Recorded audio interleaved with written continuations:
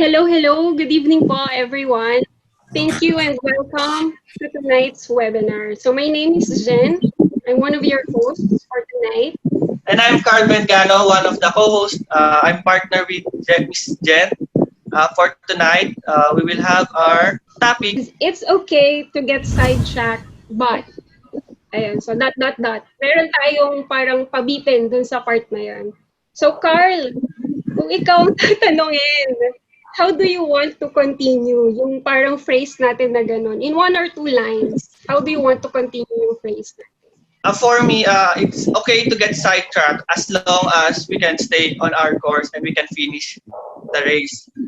So ayun, okay lang naman sigurong maligaw tayo paminsan-minsan, pero dapat alam pa rin natin at matatapos natin kung ano man yung masimula natin. Yun lang. Ikaw ba, Ate Jen? Siguro sa akin, it's okay to get sidetracked, but we must be able also to pull ourselves together and get back to where we left off. Kasi sabi nga nung isa din nating speaker from our previous previous webinars na nandito rin ngayon, okay lang daw na mag-iyak-iyakan or parang heartbroken kapag may mga times na na-disappoint tayo. But then, we cannot stay there or sa face na yun ng buhay natin forever. We must get back on our feet and ituloy kung ano man yung gusto nating makuha sa buhay natin.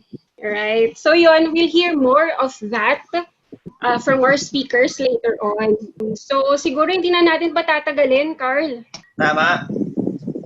So ipakilala mo na ang ating unang speaker. At ang ating opening remarks na bibigay sa atin ng ating sales manager na si Sir RJ. Okay. Hello guys. Hello. Good evening, Dago Rays. And good evening, Carl and Jen. Good evening. To our unit manager, Sodel, and to our guest speakers, Osmond and Marie. Okay. So, ano bang sasabihin ko tonight? It's okay to get sidetracked, no? Ayan. Okay lang yun. Walang problema doon kasi sabi ko nga na kanina nag-iisip ako na ba pwede ko i-share sa inyo. Na-remind lang din ako doon sa setup natin ngayon. Yung kanina sa webinar na inatinan ko or sa kick-off na inatinan ko. Sabi dito ng president natin, allow me to share to you guys. Sabi dito, kung ramdam mo na walang kasiguraduhan ng bukas, galingan mo sa kasalukuyan at makakarating ka din sa nais mong patutunguhan. Sa industriya natin, sa insurance industry, pinakakalaban talaga natin sarili natin. Okay? Agree, di ba? Dumating sa punto na parang feeling mo, ginawa mo na yung lahat ng best mo, inontak mo na yung mga dapat mong kontakin, pero at the end of the day, sin zone, rejection, di ba? Inbox zone. You know what, my dear fellow advisors, may Daigore units, yun. Ang trabaho kasi natin kung didibin mo lahat ng problema, kung malulungkot ka, kakainin ka ng sistema, walang mangyayari, no? So, sabi ko nga minsan pag nagbibiro ako sa team, okay lang maging emo, 2 minutes lang or 2 hours. After that, move on na tayo, magtrabaho na tayo. Hindi pwedeng umabot na maging 2 months kang emo or what kasi mawawala ka sa sirkulasyon. No? So, I hope, my dear fellow advisors, i-enjoy natin tong tonight na to at alam ko marami tayong matututunan kay Osmond and kay Marvin. Okay, so start na tayo ng Q3, laban tayo guys. And for that, welcome my dear friends, welcome my dear guest speakers. Thank you. So thank you Sir RJ sa opening remarks mo. Alright, so baka hindi na natin patatagalin, no? We will introduce now our first speaker. So simpleng introduction lang. Our first speaker for tonight is a certified public accountant who graduated from the University of the Philippines, Visayas. He is currently studying at Ateneo de Manila Graduate School of Business for his MBA. And imagine at a very young age, he's already a manager at PwC Philippines. And aside from that, meron pa, he is the incumbent president of the Junior Chamber International or JCI Metro at Iloilo. Ayan, so here he is, all the way from Iloilo, as mentioned, the multi-talented achiever, Sir Osmond Rubinos. Sir, Hello, hi Jen. hi Thank you for sir. having me tonight. Thank you for Ayan, inviting me to speak. thank you for accepting po yung invite namin to speak Yeah, tonight. on naman. So, yeah, take it away, sir. Hello guys. I hope everyone is safe in the comforts of their homes. And ayun, like Jen said, I'm all the way from Iloilo pa. And well, I don't consider myself as a perfect person, but I've been doing some things with my life that I think that is currently working. So I hope that whatever I'll be sharing could also work for you. Siyempre, Mhm. iba-iba naman tayo, 'di ba?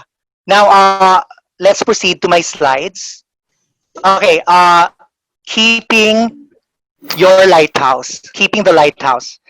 I mean, of all the metaphors and symbolisms that we could choose from, bakit ito yung napili ko, no? We all know how a lighthouse functions, how it is there as a structure to guide our sea vessels into their destination, yung mga papunta sa around the area. Yung sea vessels natin, isa lang naman yung pupunta niya, diba? Isang destination, isa lang yung nakaplano. So whatever urgencies that might happen along the journey or before it to its destination, it's important that it's able to still arrive at its at its goal destination.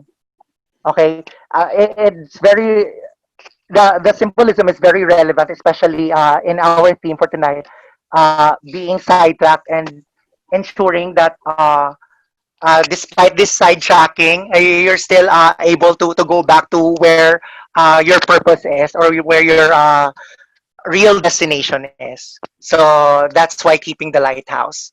Now, so we all have our own lighthouses.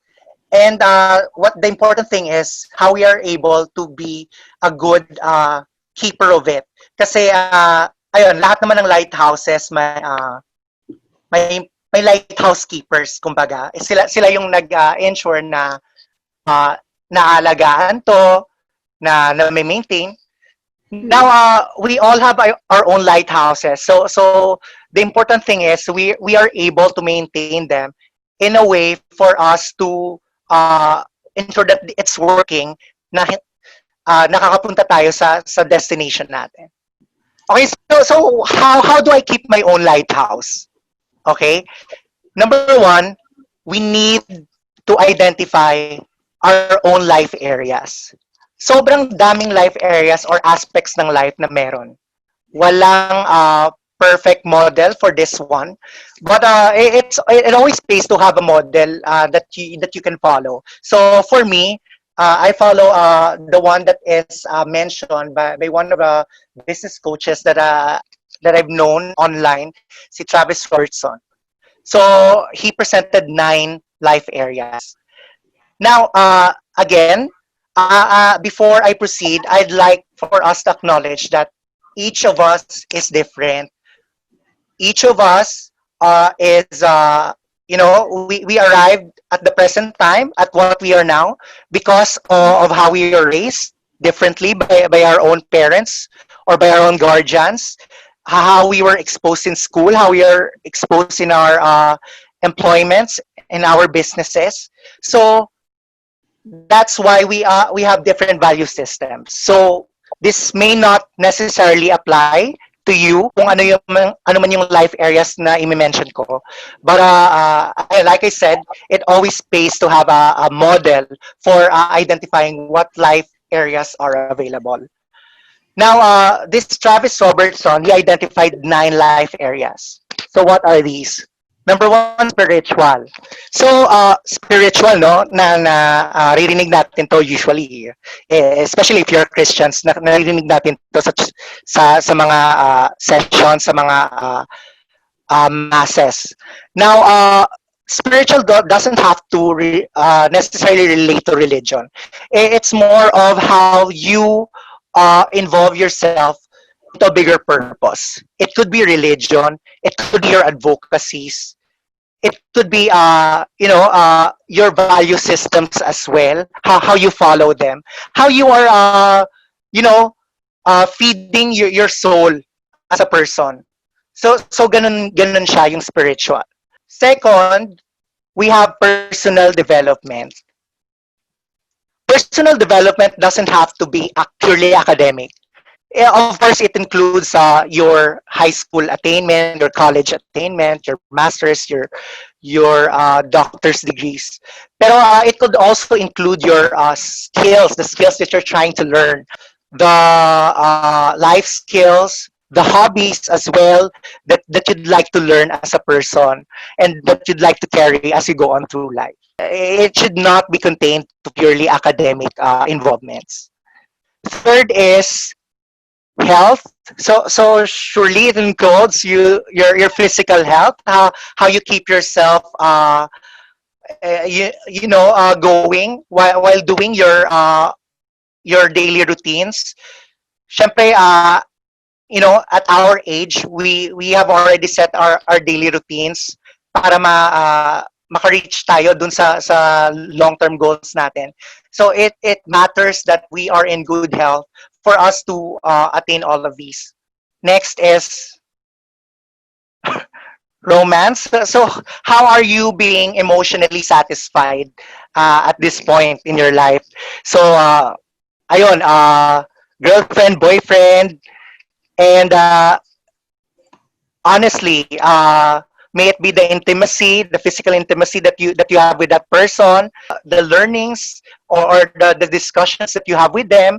Ano ba yung mga aspects na nandun that you like to achieve? Okay?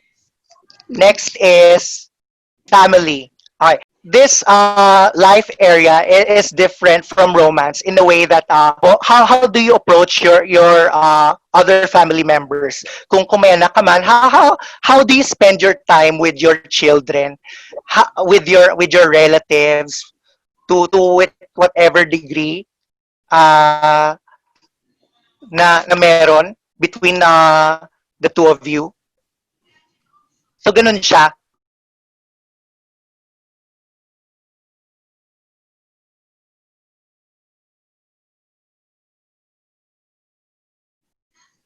Ayan, business or career, I think most of us at this age are focused on this, how we are building ourselves to identify that final bread and butter that we'll be having at the end of our career life. Ayon. So that's what business or career includes. Ayan, finances kasi it's different naman with business or career, but because if we consider ourselves a private entity, di ba yung private entity, there would always be finance, there would always be operations. So yung business or career na to, this is considered our operations. How do we generate our money, our finances? And finances is how do we manage them? Okay? And how what assets uh, are we planning to acquire? Sorry kung medyo technical siya ha, kasi accountant ako by profession. But ayun, let me know though if you have questions after. Fun and recreation. So ano ba yung pasok dito? Okay, pwede dito yung hobbies mo. Kung ano yung mga gusto mong puntahan. Well, where do you want to go within the Philippines, outside the Philippines? Ano ba yung mga bucket list items mo na gusto mong gawin? So pasok sa life area na to yung mga ganyan. Ano yung mga bundok na gusto mong aakyatin? Diyan siya sa fun and recreation. And the next, lastly, is social. This is how you interact with your friends, uh, any other person that may be key contributors to your life. So how are you willing to ensure that this social circle is being kept and maintained in your life? I, So medyo no, pero ito lang naman yung academic sa discussion ko eh. And again, it's up to you to identify kung ano pa yung pwede nating ma-include na life area sa life mo. You may not include any items na na-mention ko because it really depends upon the person. We have different value systems. So what may be valuable to me may not be valuable to you. Okay? So the gist is to really identify what your life areas are that you put value in. Okay? So let's proceed. So once we've identified those life areas, we must ensure that we know what are our priorities. Hindi naman kasi pwede na, I mean, as much as we want, no? Gusto talaga natin na successful tayo in all these aspects. Pero meron at magiging meron talaga na may isang lalamang from the other. Okay? So, we must be able to rank them. So, ano yung mas nauna? Kasi personally, sa 9 areas na na-mention ko, yung ma-identify ko talaga na priorities ko, number 1, spiritual. Ito yung mga advocacies ko as a person. I personally advocate environmental protection and education. Okay? So, yan, kasama yan sa priorities ko talaga.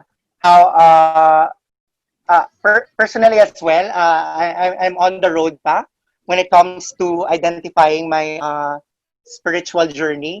For now,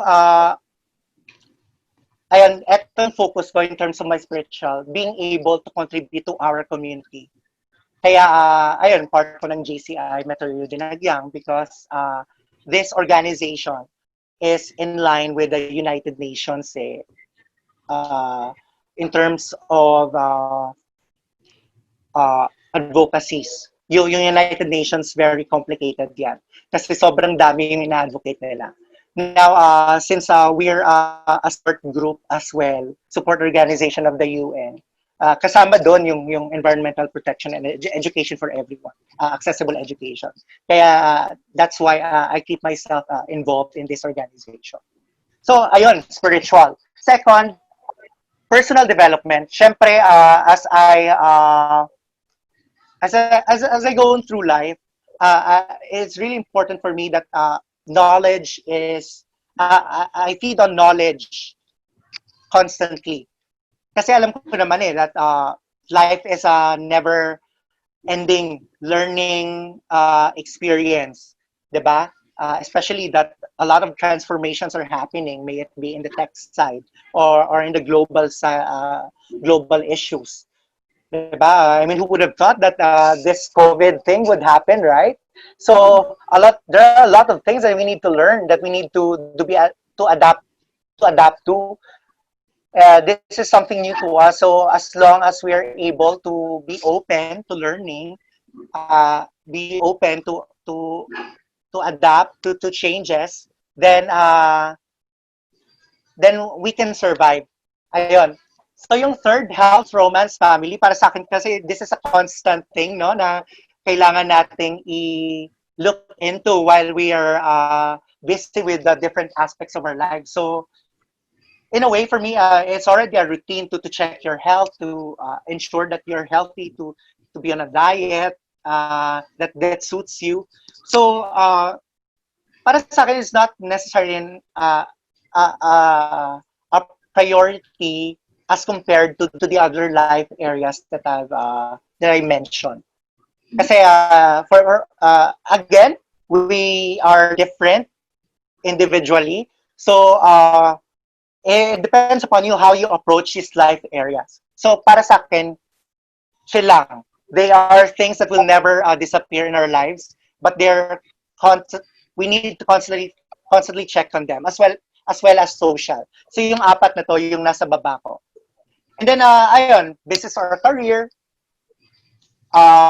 Goal ko kasi talaga is since I'm in a firm now is to progress, obviously, and No one wants to be stagnant in his or her position. Mm-mm. Everyone wants to progress. Kaya this is something that I am goaling for myself as well. And ayun, siguro on the side, I could have my own business, paunti-unti. And then at the end of the day, it's really good to have your own, to have something that you call your baby, diba? To have your own business. So this is something that I personally goal for myself. And then finances, of course, uh, lahat din tayo, we have to constantly check on this. Pero ako kasi may mga specific plans din ako for myself. Like, owning my own property, maybe house, car, real estate. Siyempre, ito, mas relevant talaga to sa inyo as part of Sun Life since, ay, ayun, this is your product. And this is one of my advocacies as well to be secured. Kaya this is something that I think I'm constantly working on, but I'm uh, parang unti-unti na-achieve ko na rin yung owning my at least I was able to initiate it, having my own insurance policy and investment as well. Ayun, safety fund. So yun yung mga yun yung surface lang ng goals ko in terms of my finances. And then fun and recreation, syempre lahat naman tayo iba-iba yung trip natin sa buhay. So as for me, I'd like to climb mountains. I was able to conquer Mount Apo 2 years ago. And since na conquer ko na yung highest peak in the Philippines, yung next goal ko is once all of this is done, is Mount Kinabalu in Malaysia, and that's the highest peak in Southeast Asia. Ayun. Other than that, syempre, I have my own bucket list and countries that I'd like to discover and like to explore. So, kaya parang in a way, for again, this also relates to my personal development because I advocate continuous learning, continuous exploration, and experiences of life. So that's why parang nasa topmost siya ng priorities ko. Okay? So again, the gist is you are able to rank kung ano ba talaga yung life, yung priorities mo sa na life areas because it's important that you know kung anong first life area na titingnan mo when you look at your own goals, 'di ba? Okay. Mm-mm. Now, once you've identified your life areas, the rankings of your life areas, your priorities, try to come up with your long-term goals from each life area. Okay? Yun yung ginagawa ko. This is already parang more than 5 years in the making kasi before pa ako naging part ng PwC, I've already done this, making my own long-term goals, or rather setting my own long-term goals, and then ayun, identifying from each life area. Kasi lahat naman tayo may mga gustong i-achieve, di ba? For me, I've set some goals 10 years from now kung ano yung tingin ko, yung gustong-gusto ko maging, mangyari sa akin in 10 years. So that's how I set my goals. I continuously reflect. Kaya it's important din that you have your own time for yourself to reflect. Kasi in these times, you're able to really know what you want. Alam to ng mga coaches ko in my current firm, since we have this system of coachee and coachee relationship na tinutulungan namin yung mga staff namin setting their goals and being able to achieve them. So that's how I help them. I let them reflect kung ano ba talaga yung gustong-gusto nilang mangyari sa life nila. And then from there, ayun, hi Gian. Gian was one of my coaches in PwC before. So I think he knows it very well how I teach my coaches to set their goals long term. Kasi at this age, you really have to know kung ano yung gustong-gusto mo para sa sarili mo. Because if you don't have a long-term goal, parang every year na lang, you will have to reassess yourself and then you'll be all over the place. It matters if you have a long-term goal so that this long-term goal will drive you to somewhere, to a final destination. Kakatakot pakinggan yung final destination. But ayun, it's important that you have direction for yourself. Kaya setting your goals, it's a key process in what do you call this? In keeping your lighthouse. Okay? Ako usually 10 years. Minsan may mga tao na hindi makikita nila yung sarili nila 10 years from now. It's fine. You don't have to be frustrated about it. Kasi, again, iba-iba tayong mga tao and iba-iba rin tayo approaches sa life na to. So, what works for you, that's fine. Ayun, you just have to identify kung anong pinakamalayo yung pwede mong ma-imagine sa sarili mo, kung na pwede mong mapuntahan. 10 years from now, 5 years from now, 3 years from now, it's fine. As long as you set a long-term goal. Na kahit more than a year siguro. Diba? I mean, we can all be imaginative naman in our own ways. It's really good to have your own, to have something that you aspire to achieve. Okay, once you've set your long-term goals for each life area, you assess if you can achieve 2 goals at once. Diba? Speaking of final destination, alam natin that our life has an expiration date. Yung mga long-term goals natin, we have to know that there's a risk that we may not achieve all of them in our lifetime. Time is a very scarce resource. So, parang this is the twist of my discussion kasi I think at this age, I'm able to be happy in each aspect of my life area kasi nagagawa ko sila all at once. Yung trick ko dyan is being able to manipulate all of them to na mag-overlap sila.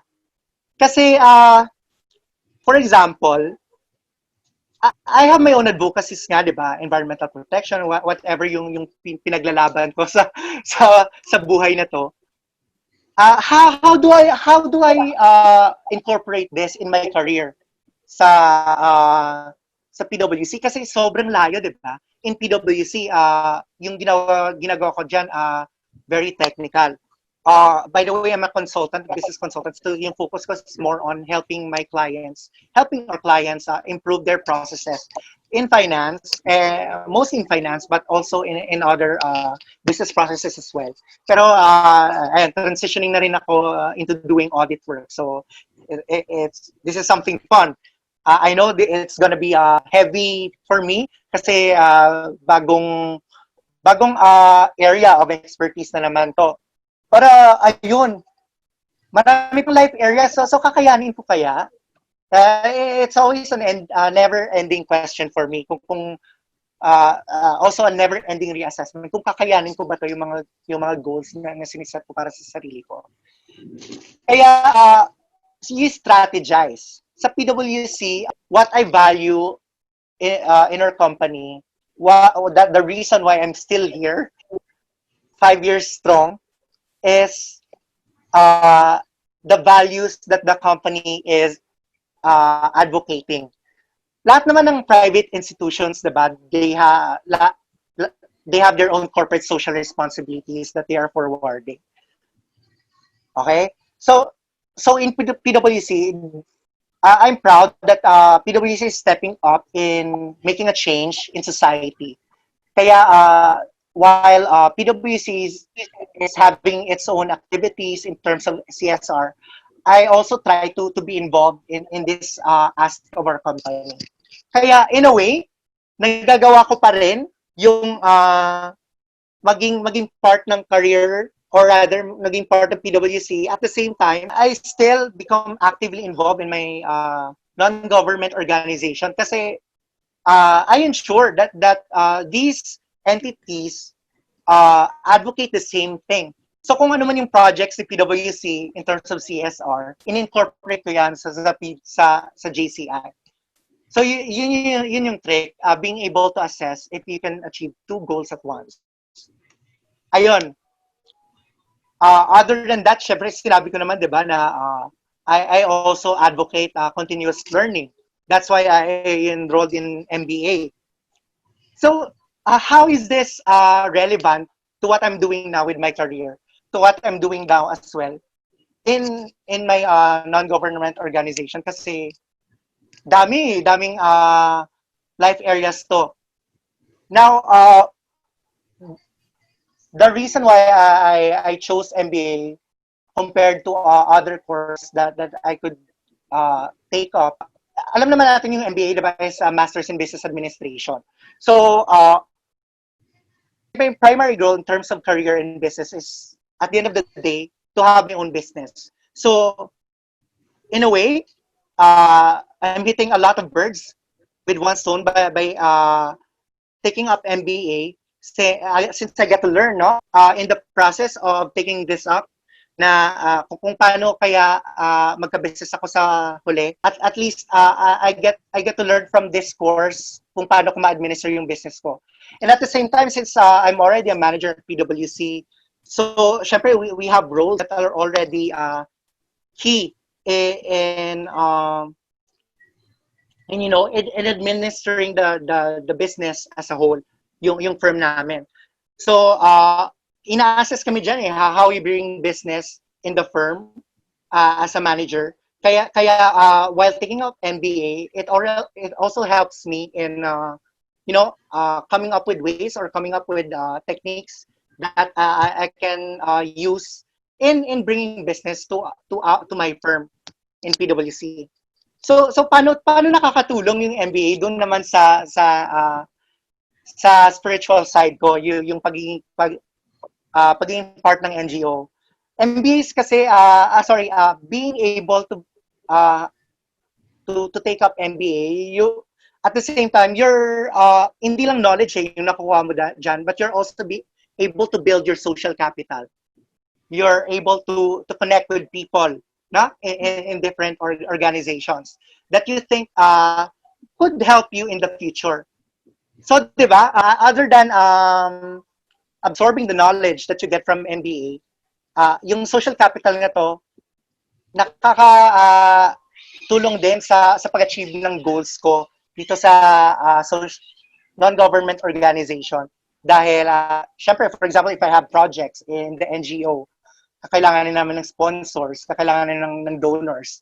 I get to use my social capital that I built while taking up MBA. And getting the funding that I need for my projects in the NGO. Yung social capital na to very useful din in bringing business in PwC as well. Siyempre, most of my classmates there are part of the management level already. So, nakakausap ko sila if if they have needs in their companies. And from there, we're able to discuss kung how PwC can help their companies. So, very complicated siya, no? But it's more of how you multitask and ensure that whatever you do in each aspect of your life area contributes to other life areas as well. Para hindi mo, or rather, para na ma-maximize mo yung oras mo. Alright? So, basically, the gist there is to just ensure that you are able to achieve more goals at once. Para maximize yung time, and then maayos din yung pagka-goal mo na naman ulit ng other goals in your other life areas.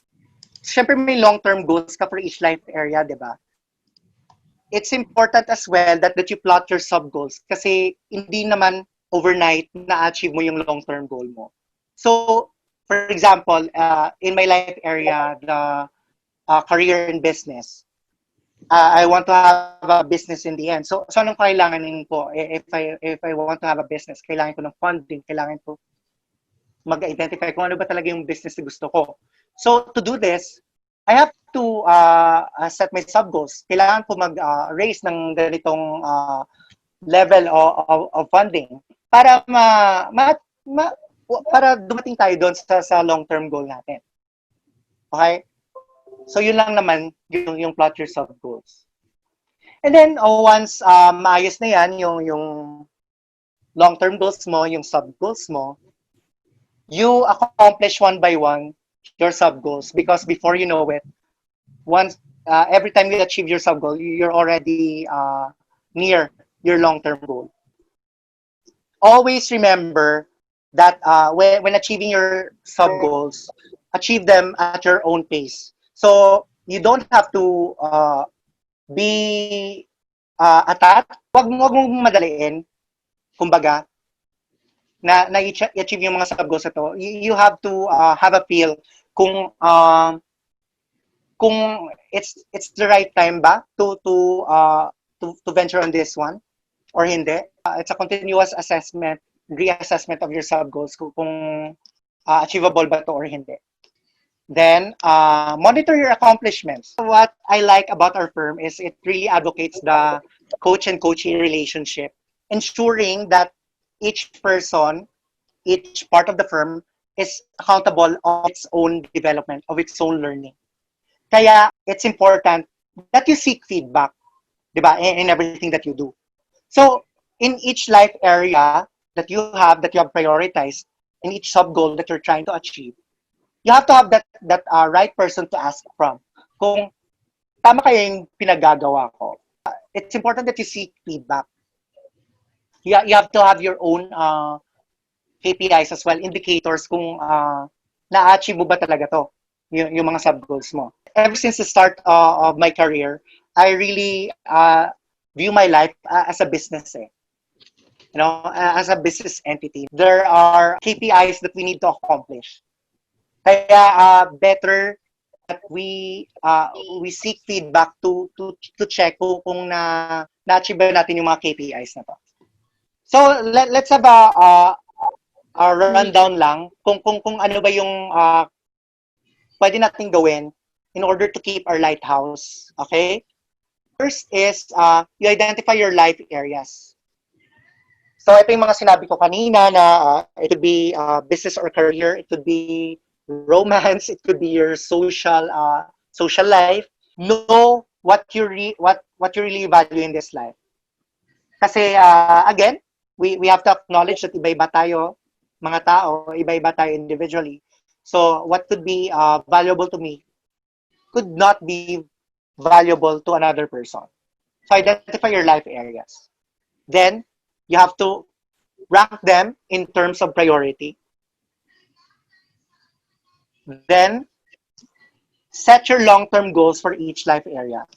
Ako, I put it in a paper kasi since dyan na ako nasanay, even when I was in college na siniset ko kung ano yung mga aspects ng life ko, yung mga long-term goal ko. Gina-jot down ko yan kung ano yung 10-year goal ko and kung ano yung mangyayari within the 10 years. So, it depends upon you. Kung gusto mo i-excel, ikaw bahala. You're free to do anything that works for you. As long as you set your long-term goal. Then you plot your sub-goals. Assess if you can achieve 2 or more goals at once. And strategize. Then accomplish your sub-goals one by one. And then monitor your accomplishments. Ayan. So, again, there's no perfect model, there's no perfect procedure in keeping your lighthouse, in ensuring that you're still on the right track at what you initially goaled for yourself. But I hope this model could help you, could guide you to, to achieve what your initial goals are. Again, it's an endless reassessment of what the goals are that matter to you. Kaya importante that on a regular basis, yung monitor your accomplishments na to, nagagawa natin. May it be monthly, may it be a year, may it be every 2 years. Depende what works for you. All right. So, ayun. So, I hope I was able to, share some useful insights in terms of managing your goals, in terms of, being able to still uh, uh, navigate yourself to what your purpose is, to what your initial purpose is. Because tama naman that there are a lot of things that could happen in our lives that would lose our focus.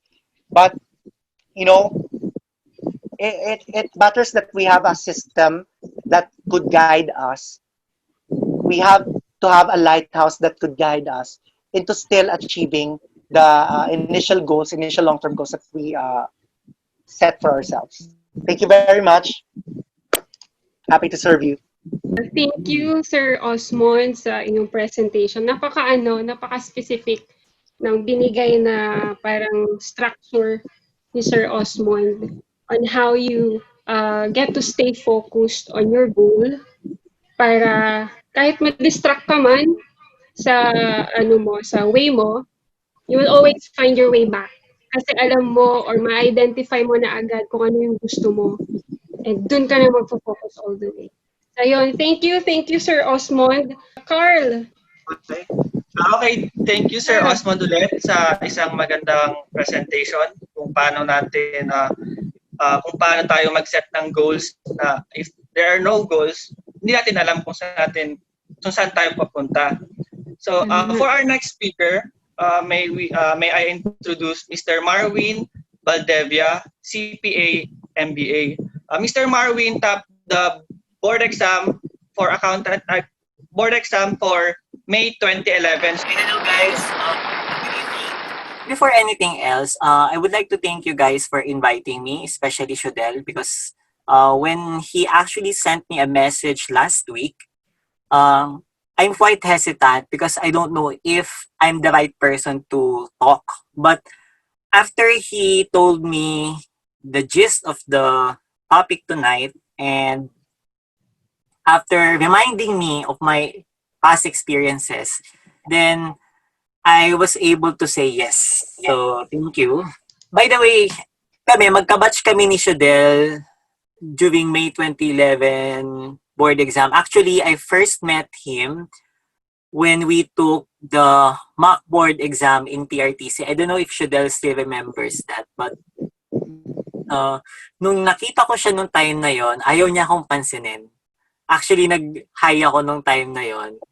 Nag-exam kami, nasa likod ko siya, nag-high ako kasi, syempre, sabi nila, uy, ayan yung magaling from SIPAR Review Center. So, it's another review center. Isa sa pinakamagaling na review center actually. And nag-high ako sa kanya, hindi niya ako pinansin. And then the second time that we met was in the dinner with Procter & Gamble held at Sofitel, if I recall it right.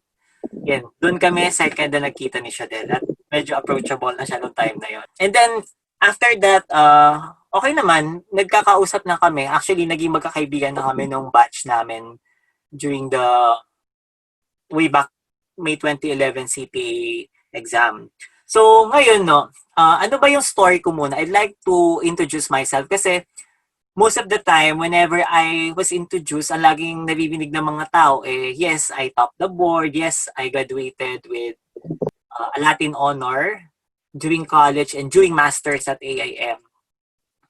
So, yun yung pagkakakilala nila sa akin, and also they know me as a manager at SGB, a previous manager at SGB with awards. So, syempre sa dami ng CPA sa SGB, which is one of the big four firms here in the Philippines, yun, parang may wow factor. Pero beyond that, gusto ko kasi ipakilala ko yung sarili ko as someone who went to different struggles.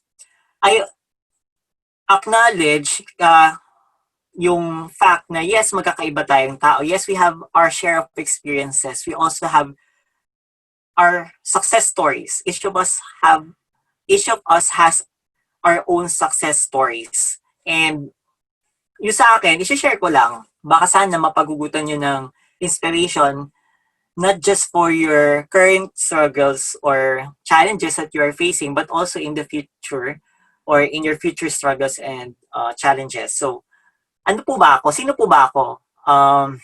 Una, ako po ay nag-start as a janitor in our school. So, nung time ko, nung high school ako, so ang gusto ko talaga, no, my goal during high school years is to be able to finish college kasi both of my parents weren't able to finish college. And at the same time, hindi mo naman maiiwasan na sa kagaya ng pamilya namin na may difference. Meaning, yung mga nakagraduate ng college, iba sila doon sa mga hindi nakagraduate ng college. So, ako, ginol ko yon na makagraduate ako ng college. And isa sa mga courses na gusto kong kunin ng college is education because I want to become a teacher. I want to become an educator. Unfortunately, hindi ako nakapagtuloy-tuloy ng pag-aaral. And then, I took accountancy. But unfortunately, we've experienced difficult times. And yun, nag-janitor ako. One of my most difficult experiences when I was still a janitor back then, yung, alam mo yung naglilinis ako ng CR and then syempre hindi naman palaging maayos yung restroom. Minsan may mga hindi maayos. Like for example, may mga hindi maayos na gamit dun sa CR. And then may isang umihi sa sahig. Alam mo yon. And then wala akong choice kung di imapin yun. Eh, nung time na yun, hindi pa naman uso yung mga power mops, di ba? So, kailangan mo siyang pigain.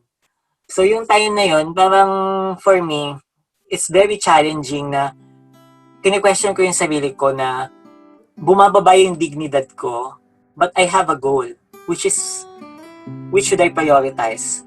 Which is more important? So, I experienced those questions in my life back then, as early as 17 or 18 years of age. Sobrang iba yung hirap ko noon. And then, nakagraduate naman ako, natapos ko siya kahit nag-undergo ko ng ganong klaseng trials and difficulties. But, yung board talaga, sabi ko, kasi there are people who were discouraging me back then. Sabi nila na, wag mo na ako mag-CPA board.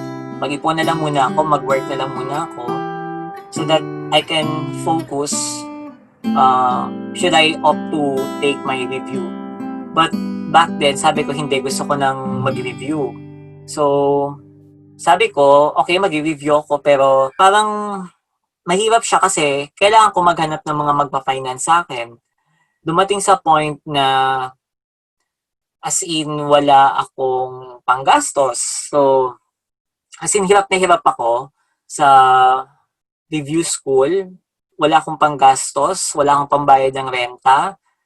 And then, syempre hindi lang siya financial kasi nung time na yon may nakilala ako na someone from De La Salle. And then, actually siya talaga yung, nung time na yon nung na-experience ko yung sidetracking in my life during review, siya talaga yung nagpa-sidetrack sa akin kasi sobrang, alam mo yun, na-in-love ako sa kanya, but na-heartbroken ako nung CPA board to the point na ayaw ko na mag-take ng board. And then, nag-file ako for CPA review hapon, 4 p.m., last day. So, isipin niyo yon kung hindi ko tinuloy yung pagpa-file, edi sana hindi ako nag-number 1. Siguro number 2 si Shadel. Leading Shadel. So, ibig sabihin, ang miniming ko lang is, yung time na yon muntik na talaga akong sumuko kasi as in sobrang hindi ako makapag-aaral, hindi din ako, tas wala din akong financial support na natatanggap. So as in sobrang down ako nung time na yon, but still dahil sa support na natatanggap ko from my loved ones, especially my family, at the same time my friends, so naka-cope up ako, and at the same time with the help of Almighty God, na-redirect ako in my life. And then, yun, in a span of 1 month, nag-aral ako, pinilit ko talagang tapusin yung pag-aaral ko, and then, ng review, as in I strategized how I study, and then, yun na po yung naging story ko. So, yun po yung yun po yung likod ng story ng pagpapakilala sa akin. So, that's how I want to introduce myself. So, sino ba ako? Ako po ay dating janitor. Ako po ay dating working student. Ako po ay dating heartbroken. Ako po ay na-sidetrack, but eventually was able to get back on track and was able to somehow succeed with my challenges in life. So, now, it's okay to be sidetracked as long as one, I know my truths. It's okay to be sidetracked as long as I know my purpose. I know my happiness. I know my key long-term goals and definition of success. And in terms of my future goal, which is to have a business, same with Osmond, it's okay to be sidetracked as long as I know how to make the organization, because sometimes organizations do experience sidetracks, especially now in this time where we are experiencing pandemic. It's okay to be sidetracked as long as we know how to make the organization effective, and as long as we know how to define what leadership is all about. So, una, magsisimula muna ako sa sarili ko as a leader, and I know you guys who are currently leaders and who are, for some, aspiring leaders. We have to know our truths, we have to know our purpose, we have to know our definition of happiness, our sources of happiness, and we know what are our key long-term and short-term goals are, and how we define success. So sige, punta muna ako dun sa truths. So what are my truths? Ito guys, we have our different definitions of truths. Given na yes, we are unique. Individually, yes, we are unique. Individually, yes, we are different. And individually, yes, we have our truths. So, whatever your truths are might be different from me. And just because we have different truths doesn't mean that mine is better, yours are lesser or not that better. Actually, iba-iba tayo, so we cannot compare, but let me share my truths.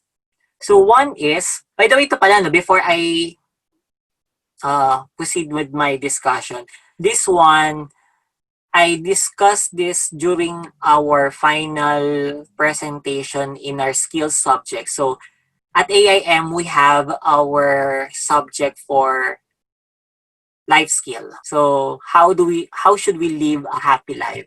So in that subject, so ito po ay isa sa mga naging presentations ko po doon, and I'm sharing it here. So in terms of truth, so one of my truths is there is a God that guides me wherever, whenever. So even when I was a young kid, ito na ho talaga yung isa sa pinaniniwalaan ko.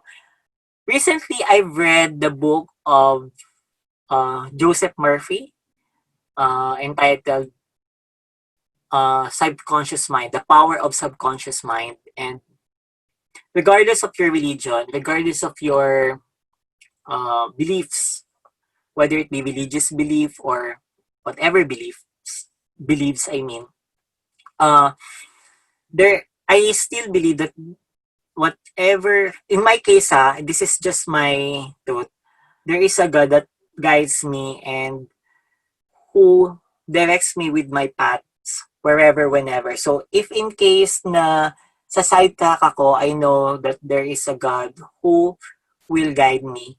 And if I think this is my path, and hindi yan yung nangyayari sa akin, at may nangyayari man sa akin ngayon, na sabihin natin hindi ko maintindihan, still I believe na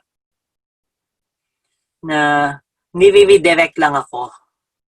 So ibig sabihin, baka kasi mamaya yung current path na tinatahak ko is not the path that that is best for me. So, given that, kahit may mga long-term goals ako or may mga short-term goals ako, I do self-reflection and self-assessment, and I try as much as possible to ask myself, my subconscious mind, if ito ba talaga yung path na gusto sa akin ni Lord. Actually, ito, no, uh, lalabas ako dun sa topic ng religion, but rather, I'll go to the topic of the power of subconscious mind. Kasi if you also read the book, System 1 and System 2 Thinking, it says there na yung System 1 thinking mo, which is your past thinking, yun yung somehow related dun sa sinasabi ng iyong intuitions, sinasabi ng iyong subconscious mind. Na minsan, that's the past thinking. That's your automatic thinking. Minsan may nararamdaman ka, parang kutob in Tagalog, na pakiramdam mo, ito yung dapat mong gawin. So in my case, nakikinig ako doon. Like for example, nung time na kasi hindi ko talaga plano mag-aral sa province. Kasi pakiramdam ko, dapat kung mag-aaral ako dito sa magagandang university sa Manila. Ang ginawa ko, sumali ako sa singing contest. Kasi kumakanta naman ako. Sumasali naman ako sa singing contest back then. Yung isang kanta na sabi ko, kumakapasok ako sa audition ng Philippine Idol way back 2005, di fine. Hindi ako mag-aaral muna. Pero ang nangyari, pumiyok ako. So parang alam mo yun, kahit anong practice ko dati, at kahit after na nung audition, hindi naman ako pumiyok. Pero bakit doon pumiyok ako? And then after that, sige, papakinggan ko yung subconscious mind ko. Kasi ang sabi ko, kapag okay, di tuloy-tuloy yung journey ko towards that singing contest. Pero kung hindi, then I'll go sa pag-aaral ko. And then, nung nag-aaral ako sa province, mukha namang naging okay. Kasi sabi ko, okay, sige, tutuloy ko na to. Alam mo yun, parang naniniwala ako na, kumbaga the gist here is, hindi naman nangyayari yung mga bagay kung walang purpose si Lord. So, for me, going back to our topic, it's okay to be sidetracked as long as we know there is a guide. We are aware that there is a God that will guide us wherever, whenever. Importante to. Like now, ito isa sa mga reasons kaya hindi ako sure nung last week kung tatanggapin ko yung invitation ni Shudal is nasa hospital pa rin yung mama ko ngayon. Mag-1 month na siya. Sabi ko, bakit Lord nangyayari to? Parang nawawalan na ako ng... Minsan I question my faith, but still, sabi ko, Lord, I know things happen for a purpose. You have a purpose. Kung nahihirapan yung mahal ko sa buhay, there is a purpose. So, Lord, kung nawawalan man ako ng faith, please guide me. Please redirect me. If I get distracted with so many things in life, so many problems, may it be financial, emotional, physical, spiritual especially, I know, Lord, that you will redirect me to your path. This is just a challenge na lilipas din. Eventually, I know that there is a purpose for it, why it's happening, and I know you are redirecting me. So that's my first thought. There is a God that guides me wherever, whenever. Ang dami ko sinasabi, sorry pero yun lang yun. Dito muna sa first thought. Second thought is, my family is my source of strength and inspiration. I know guys, most of us here are family-oriented. What I mean by that is, we love our family. We're close to our families. So, for me, my family is my source of strength and inspiration. So, I do things for them. If I get sidetracked, I just make myself remember that whatever I'm doing, it's not just for me. It's not just for my own benefit, but also for my family as well. So, I share my success with them. And if I experience trials, I also share it with them in a way na, Ma, alam ko, pwede kita makunan ng lakas ng loob. Ganon. So, for me, they are also my source of strength and inspiration. So, that's my second thought. Third thought is, time is the most precious, expensive, and non-renewable resources. So, ito na-mention to kanina din ni Osmond. So, parehas kami ng paniniwala dito. So, bakit ko siya nasabi? Kasi, For example, na-mention ko kanina na yun nga, na-hospital si mama. Actually, tagal na may sakit si mama. Ngayon, ayaw kong malayo sa kanya. So, syempre, di ba, parang naniniwala ko na yung oras, hindi ko siya maibabalik, kaya dapat gamitin ko siya ng mabuti at gamitin ko siya para sa mga taong gusto kong paglaanan ng oras ko. Right now, sabihin natin kahit naging successful ako in a way dun sa mga challenges na experience ko before, like for example, yung pag-aaral ko, yung pagtatrabaho ko sa career ko, still, ang tanong successful ba talaga ako? Kasi one of the benchmarks that I use for success is how I use my time. It's not just about the accomplishments that I had, but rather the process by which I accomplished those things. So, one of those things that I really consider is how I used my time. So, for me, I should really use my time really well. So, in relation to what Osmond mentioned a while ago, so we should really set our goals. So, determine our areas and prioritize which among those areas are most important to us and allot time, dedicate time or precious time to those areas that are important to us. So, for me, this is my third truth. My fourth truth is we cannot control everything, but we can control how we will react. Ito, alam ko naman na ano ba yung mga ways na mamimitigate natin yung risk. So, this one is mostly related to risk. So, there are a lot of risks, but there are risk mitigants. Since we cannot control all other risks, so what we can control is how will we react to those risks.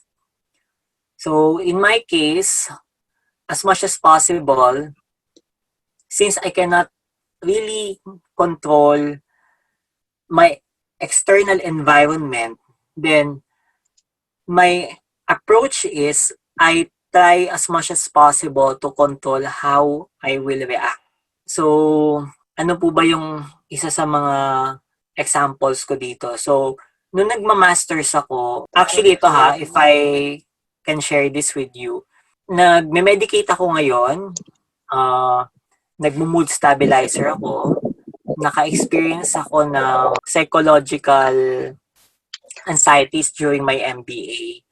Ito, I don't really share this to other people, pero since nagsishare naman ako ng life story ko, so gusto ko namin siyang i-share sa inyo. So, paano ko siya kinoconnect dito? Kasi ako kasi yung tipo ng tao na gusto ko na kokontrol ko yung mga bagay. Meaning, as much as possible, kung may goal ako, may sinetak na goal. So, ano ba yung mga ways na pwede kong gawin para ma-achieve ko yung goals na yun? So, may tendency ako to control. Ngayon, how do I cope up with that? Aside from my medication, I always try to make myself remember that I cannot control everything. But how will I react to it? Yun na lang yung kinokontrol ko. So that's it. That's for my fourth, but that's my fourth truth. So my fifth and last truth is you play different roles in life, give your best to execute these different roles. So this one I heard from my previous mentor in SGB. So sabi niya, hindi lang naman ikaw isang, for example, sa case po ninyo, hindi lang naman kayo isang financial advisor. Kayo din po ay kaibigan. Kayo din po ay anak. Kayo din po ay kapatid, pinsan, so, or magulang, di ba? So, you have different roles in life, and what we do is, as much as possible, we just have to give our best to each of these different roles in life. Mahirap naman kasi yung mabuti kang magulang, pero hindi ka mabuting asawa. Or, hindi naman pwedeng mabuti ka lang kaibigan, pero you do not direct your friend to his or her goal whenever he experiences or he or she experiences sidetracking. Or pwede namang sabihin natin, okay, magaling kang doctor, nurse, financial advisor, or accountant, kung ano man yung role mo in terms of career, pero hindi ka mabuting kapatid. Diba? So in our life, we play different roles. We just need to give our best to execute these different roles. And for me, for you to be on track, you have to give your best in playing these different roles in your life. Because pwede kasing you are on track on this role but sidetrack on your other roles in your life. So, yun. So that's my fifth truth. So individually, we have to establish our truths in life. For me, these truths are related to our self-awareness. We wouldn't be able to define our truths unless we are somehow self-aware. So, if you want to become more self-aware, you have to define what are your truths in life. What are your negotiables and non-negotiables? And what are your values? What are your purpose? What is your purpose statement in life? So, yun yung susunod ko. So, next is my purpose. So, what is my purpose? So, this is how I define my purpose. So, as I mentioned, and as related to my goal, so ito po, basa nyo naman, I am a disciple of God. I play different roles in life. I am a son, brother, nephew, an uncle because I have my trainer and a teacher at the same time. I am a lover, a friend, an enemy. Of course, I'm not always playing a protagonist role in life. For other people's life, sometimes I am the antagonist. Ganun po tayo lahat.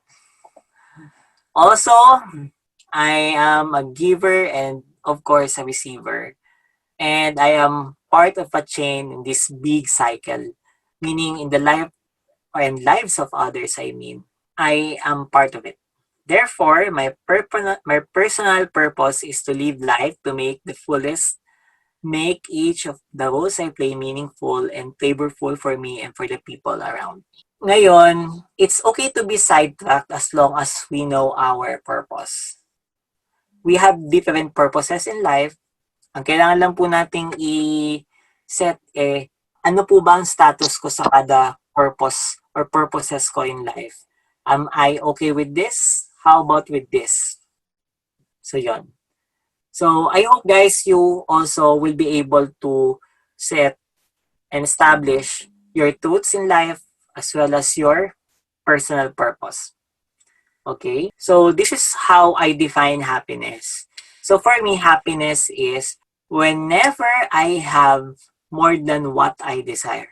Kasi the desire is endless. So, as long as I have what I desire, then I'm happy. So, one of my desires in life is spiritual connection. So, ayun, naniniwala ako sa sinabi ni Osmond kanina na yes, we have different definitions of how we make ourselves spiritual. So, we have different means on being spiritual. Sometimes we go to our religious affiliation. Sometimes we go to our advocacy. Sometimes we go to our spiritual support group to fulfill that need. So, whenever that need is fulfilled, then I'm happy.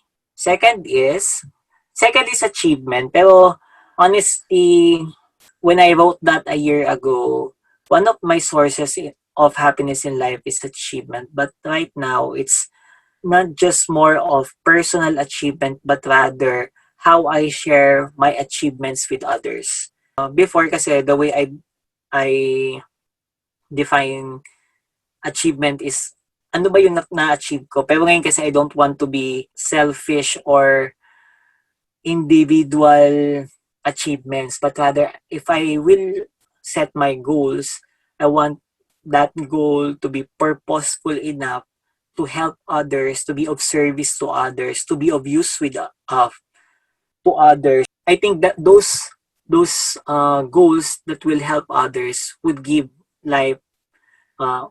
more life, would give more meaning to me. So, yun. So, basically, that's my definition of happiness, no? So, whenever I have more than what I desire. So that's my definition of happiness. So, sasagutin ko na lang yung, yung question kanina. So, it's okay to be sidetracked.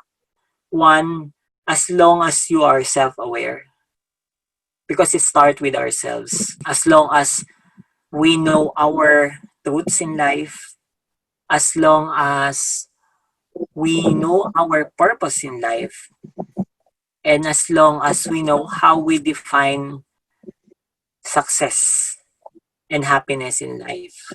Kasi ako, my definition of success is being able to share my accomplishments and achievements with others. Ngayon, no, i-share ko lang kanina yung about doon sa leadership na na-mention ko kanina and people engagement. I think as far as the feedback that I received previously and versus currently, before kasi medyo pushy ako as a team leader. If may goal ako, mas nakikita ko yung goal versus my people. But right now, mas nakikita ko yung tao, yung people, versus yung goal itself. Because I don't want to drive people with goal, but if possible, I want to drive that goal together with my people. As much as possible, I want to balance things and at the same time achieving our goal as a team. So yun, may nag-iba naman ako as a leader. So feeling ko it's part of my maturity na din. The leader that I want to become, one is first I want to be a leader of integrity. I want to become a leader that respects the triple bottom line, which is people, planet, and profit. And last, I want to become a leader who mentors and who is also a mentee. Because for me, learning is you don't you as a mentor, you just it doesn't mean that you are the mentor, that you are the one who is just sharing the knowledge, but also you are also learning in the process. So, yeah. So what is my key long-term goal? So, kung si Osmond, more on nature, kasi maganda naman yung, sobrang nai-inspire din ako dun sa na-share kanina ni Osmond na yung isa sa mga advocacies niya in life is to protect the environment. So, in my case, that is to improve the lives of deserving but unfortunate aspiring students who want to improve their lives and the lives of their loved ones. Because I myself was one of them before. So, one of my long-term goals in life is to put up an NGO or a foundation that will help these little kids reach their full potential. So, yun. Ang timeline ko dyan is 2025 to 2030. Skill differentiation. One is to set goals. Ito pala, negotiation. This is one of our subjects in my MBA course before. Negotiation is really important. And one of the key takes away that I had in that subject is knowing the interests of people. Hindi magiging successful yung negotiation unless you know the real interest. So, kayo as financial advisors, I know that you know na before giving an offer, you first try to understand your client and know your client and know their interest before closing the deal. Because I think kahit saan namang career, kung makikipag-negotiate ka, you need to understand saan nanggagaling yung tao na yun. Ano yung interest niya. So that's negotiation. Third is develop self-awareness. So yan, na-mention ko na yan kanina. So it's okay to be sidetracked as long as you continuously ask yourself, as long as you continue with your journey towards self-awareness, as long as you always try to define your truths, your definition, your happiness, your purpose, your success, or definition of success, as long, or meaning of success, it's okay to be sidetracked as long as you still uh, look for your goals and negotiate with yourself, and lastly, contemplate and try to ask yourself and make yourself more self-aware. So, yun na po siya. So, if you have questions po, feel free to ask na lang or raise your questions. So, thank you. I hope you are able to somehow learn from my sharing. Okay, thank you, Sir Marvin, for the beautiful presentation, and thank you for sharing about your hardships in life. Meron kaming mga natutunan na we should set our goals. Na without goals, we don't know kung saan tayo mapupunta. And ayun.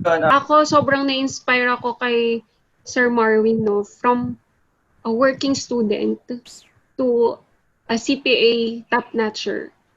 Parang sobrang intense na siguro if I were in his position during the yung mga time na nag-aaral siya, baka hindi ko kayaning makapag-graduate. Kasi marami sa atin yung privilege, di ba, na they don't have to worry about their baon, their tuition fees. Pero most of the time, sila yung mas marami pang reasons to give up. But in the case of Sir Marvin, sobrang ang galing, yun lang. Parang pinunan ni Lord ng intelligence and character yung wala sa kanya when he was younger. Ayun. So maybe let's proceed now sa awarding ng ating Certificate of Appreciation. So let me read it to you guys. Degoray Unit presents the Certificate of Appreciation to Mr. Osmond H. Rubinos for giving an excellent webinar talk about It's Okay to Get Sidetracked, but on the 4th of July 2020 at Zoom Space, signed by our unit manager of the SER Degoray Unit, Mr. Shudel Harty Tilapil. Ayun. Thank you. Thank you, Sir Osmond. Thank you. Another one, Degoray presents the Certificate of Appreciation to Mr. Marwin A. Valdivia for giving an excellent webinar talk about It's Okay to Get Sidetracked, but on the 4th of July 2020 at Zoom Space, signed by our unit manager, Sir Degoray Unit, Mr. Shudel Harty Pilapil. Ayan. Thank you, Sir Marvin. So let's proceed sa closing remarks natin. So, to wrap up the night, thank you everyone for attending this this webinar session. This is actually our season finale, and I'm excited to open the doors again for the next season. But we will be having a break, a 3-week break from this webinar because we also need more time to prepare for the subjects of the next season. Anyway, I'm just so happy, and I'm actually amazed. I'm still amazed with what I've heard from Osmond and Marvin, and some of the things that I wanted to say lang, just to lay down my key takeaways from this meeting. And I hope everyone would also be on that same page that I am right now. So number one is we did this particular topic because sometimes when we're in an extra intense moments in our lives, sometimes we forget yung mga bagay na nakakapagpasaya sa atin, mga purpose natin sa buhay, and the things that are actually matter for us. And it's very important, and thank you very much, Osmond, for laying down the structure. It's very important for us to have the structure ourselves, okay? Sabi nga ni Osmond kanina, we each of us has our own lighthouse. So it's really important actually na kilala natin yung sarili natin. And if you notice, Osmond gave us the structure on how to do things, and Marvin laid down yung actual na ano ba yung nangyayari sa atin. Si Osmond actually also has a backstory of his life as well. Pero I specifically asked him to help us structure ano ba yung dapat na ginagawa natin whenever we are being sidetracked. And yun nga, this topic is specifically for us, for every one of us, kasi lahat tayo naman nasa sidetrack. Okay, even Marvin na nagtapon sa paperboard, nagtapon sa AIM, di ba? And tuloy-tuloy lang siya dun sa ginagawa niya sa buhay. And meron siyang may pinagdadaanan siya when it comes to the mental health, pero it doesn't necessarily mean na, kumbaga parang nag-stop na siya doon. And yun, thank you Osmond for laying down the structure. Actually, ang dami ko sinulat dito. We'll take a look at it. And yun lang, just to sum it up lang, very important guys for all of us to be aware of the things that matter for us and yung structure lang natin sa buhay. And yun, thank you Marvin for sharing us some of the tips, like what are the truths. And actually may mga na-attendan na akong webinars in the past weeks, and it was mentioned there na this is the best time during COVID times. This is the best time actually for us to ask the difficult questions. And surprisingly, kaya pala Marvin has been rising to the top because he's been very keen on asking difficult questions himself. That's why he's advocating self-awareness. That's why he's advocating setting goals. He's advocating negotiation, because he knows for a fact that he has already asked the difficult questions sa sarili niya. And I believe ang ganda sanang activity noon kung we are put in a room, in a breakout room right now, and then we will be giving you some difficult questions, and then you will be answering that yourselves. Pero you have a lot of time after this session to actually do that. Kasi if you've been avoiding those difficult questions, if you've been kumbaga parang nasa sidetrack ka na, sinasidetrack mo pa yung sarili mo some more because you're not facing yung mga difficult situations mo sa buhay. And thank you Marvin for leaving that very powerful quote, that happiness is for you, at least for you, it's whenever you have more than what you desire. And that's actually contentment. And good for you kasi maybe na-experience mo siya a lot of times, but for some of us na hindi na-experience yung part na yun, and don't give up. Always be mindful na merong higher being na nandito sa ating lahat. Yon. Okay, and outside na nung mga sinabi nila Marvin and Osmond, I would just like to lay down yung natutunan ko sa isang show, which is the 13 Reasons Why. May maganda kasi sinabi din yung student body nung tinanong siya during the interview, college interview niya noon. Tinanong siya, was there ever a time that you've been resilient, or parang how important is resiliency for you? Ang sinagot niya is resiliency is not putting change to what's happening. Resiliency is just adapting. Okay, so if you want to make a difference, if you want to make a change, you have to do something different. And yun, magagawa mo lang siya kapag alam mo sa sarili mo yung truths mo, tinanong mo na sarili mo yung difficult kasi sobrang powerful nung scenario na yun. And actually, one good example of it is, one good example of people that are resilient, ito yun. For example, may nakausap kong OFW. Okay? Pumunta sila sa country na yun to teach English. Tapos nung pagpunta nila doon, the way they do English there, it's very poor. So parang, di ba, nanggaling ka sa Pilipinas, sobrang grammatically very strict tayo, di ba? Tapos pumunta siya doon sa ibang country, like Indonesia, for example.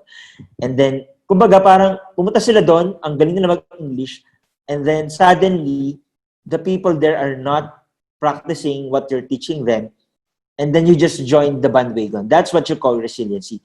But if you want to make a difference, then you will have to make some ways. You have to make, you have to change the pattern. Okay, you have to, kasi if that's your truth, and maybe the truth of that OFW is just to cope up. The truth is, she's there to, or he is there to actually survive. So, wala namang problema doon. Pero kung very strong yung personality mo na, very strong yung conviction mo about kung ano ba yung purpose mo, bakit ka pumunta doon, di ba, you will really find ways. So that's an example of differentiating resiliency versus actually a person of evolution or change. So, ayun guys, thank you everyone for attending again this session. Thank you Osmond, thank you Marvin for actually sharing your thoughts, very very powerful thoughts. Thank you Jen and Carl for hosting this event, and of course Lee, and of course everybody else, lahat ng participants. Thank you for participating in this meeting. All right, thank you guys. Thank you everyone. See you again sa next season namin. Okay.